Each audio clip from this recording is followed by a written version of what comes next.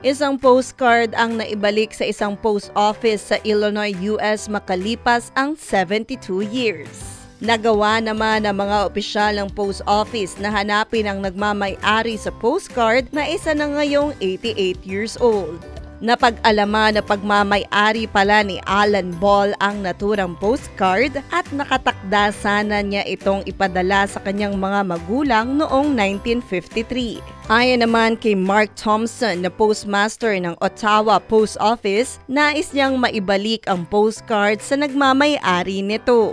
Dagdag pa ni Thompson, ang postcard ay mayroong larawan ng United Nations building sa New York at maaaring nawala ito sa post office ng UN at ito ay nakabalik sa circulation makalipas ang ilang dekada.